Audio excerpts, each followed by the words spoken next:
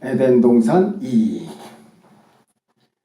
선악과 사건의 결과.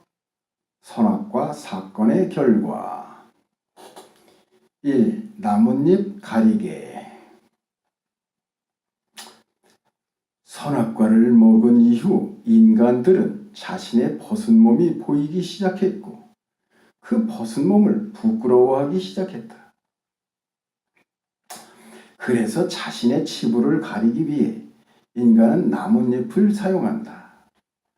그런데 그 나뭇잎이 일시적인 효과만 있을 뿐 근본적인 해결책은 될 수 없음에도 불구하고 인간들 사이에서는 나뭇잎이 효과가 있다.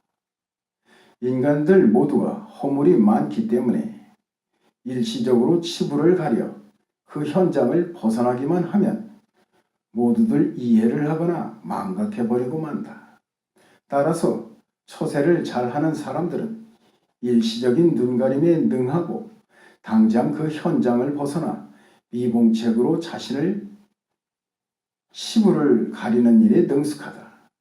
이러한 사람들이 성공자의 반열에 오르는 것을 쉬이 찾아볼 수 있다. 그러나 영원하신 하나님 앞에서는 우리의 치부를 나뭇잎으로 가릴 수 없다. 하나님과의 만남은 영원성을 가지고 만나는 것이다. 따라서 일시적인 모든 것들은 하나님 앞에서는 무용지물이 된다. 그러나 우리의 힘으로는 나뭇잎을 대신할 아무것도 마련할 수 없다. 인간이 만든 그 어떤 것도 나뭇잎보다 조금 더 시간을 유지시켜줄 뿐 근본적인 해결책은 될 수 없다. 우리의 치부를 가리는 근본적인 해결책은 창조주 하나님으로부터 나오는 것이어야 한다. 하나님이 주신 가죽옷은 우리의 치부를 가리는 영구한 해결책이다. 우리 인간이 만든 가죽옷과 근본이 다른 것이다. 우리 인간이 만드는 모든 옷은 모두 나뭇잎 옷인 것이다. 그러므로 하나님으로부터 유출된 참된 옷을 입어야 한다. 2. 잉태의 고통. 내가 네게 잉태하는 고통을 크게 더하리니. 창세기 3장 16절 말씀. 여기서 주목해야 할 것은 출산의 고통이 아니라 잉태하는 고통이다. 대부분의 산모들에게 출산의 고통은 분명한 것이지만 잉태의 고통은 기억나지 않을 것이다. 잉태의 고통이 있는 경우는 잉태와 관련된 장애나 병을 가진 극소수의 사람에게만 해당될 것이다. 그러므로 여기서 말씀하신 잉태하는 고통은 누구에게나 해당되는 자연스러운 현상이 아니라 특별한 현상이라는 점에 주목해야 한다. 그 특별한 현상은 육신적인 생명의 잉태가 아니라 영적인 생명의 잉태, 즉 앞에서 언급하신 여자의 후손을 잉태하는 것과 연관지어 생각해야 할 것이다. 뱀의 머리를 부수는 여자의 후손은 메시아를 말씀하시는 것이므로 잉태의 고통은 심령 속에 메시아를 모셔드려야만 영생을 얻을 수 있는 믿음의 원리를 설명하시는 것으로 이해해야 한다. 한 생명이 우리의 심령 속에서 새 생명으로 잉태하는 것은 큰 고통을 수반하지요. 한 사람이 거듭나는 것은 죽음에 비견되는 큰 고통이 따르는 것이요. 주님의 십자가의 죽음이 없이는 주님의 부활이 있을 수 없는 것과 같아요.